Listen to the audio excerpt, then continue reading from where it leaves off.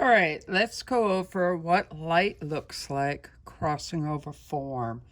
So remember, form is something that has height, it has width, but it also has a three-dimensional quality.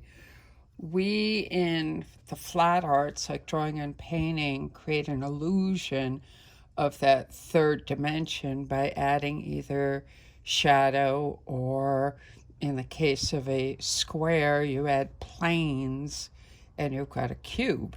So, lighting is super important in describing an object.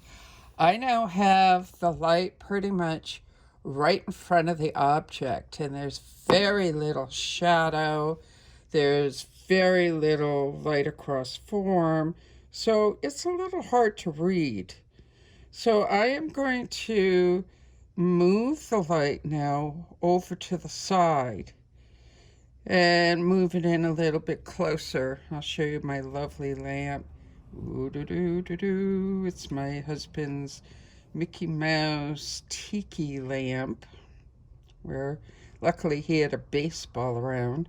So now the light is right directly to the side and in front a little bit. So you can, I don't know if you can tell. And you'll notice that one side has a very strong shadow and one side has very strong light. You can also see about right here that there's a bit of a highlight on that. Not much, because this is a softly, it's not a real shiny or wet surface, so it's not going to have a strong highlight to it.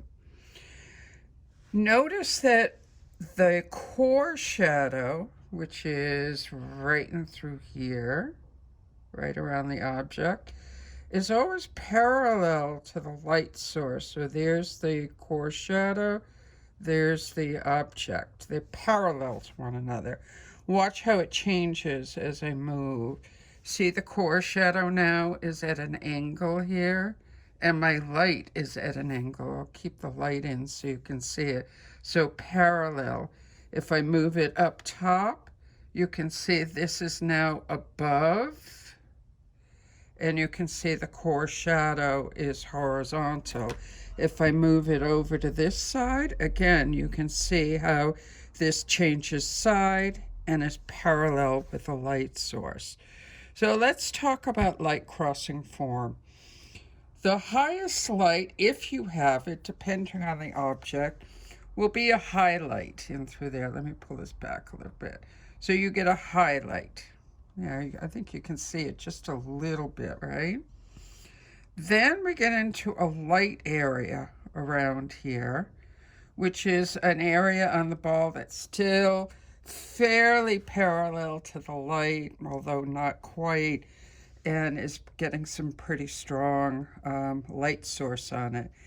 The third category is the shadow area, and this is where it starts to get a little bit darker than the light source, but not too bad.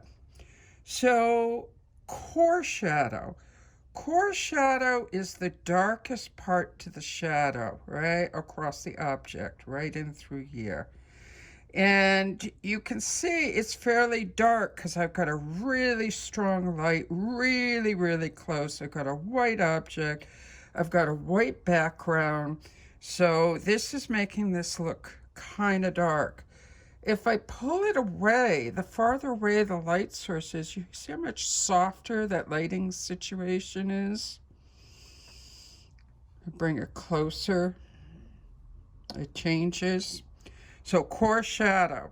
The next part is reflected light. Man, you can see that really, really clear. See that in through there? The white of this surface is bouncing back up and hitting the backside to the ball. Then you have the cast shadow. The cast shadow is always going to be darker closer to the object and starts to gray out as it goes away from the object. Can you see the difference of the shadow here compared to the shadow there? So those are the things that you want to observe before you get started. I just want to show you a little bit about reflected light. My arm's kind of killing me here. But let me tell, we have right. Let's look at the reflected light when I put something green behind it. Do you see how all that reflected light becomes green? Let's take a look at some red. So if I put red under here, do you see how the ball is picking up all of that red? It really is pretty clear what reflected light is when you put a color behind it. So those are the elements of light across form. Your job now is go to the gallery that's on the website of spheres that you can draw from. This time, I don't want you to set something up. You probably don't have much around the house anyway.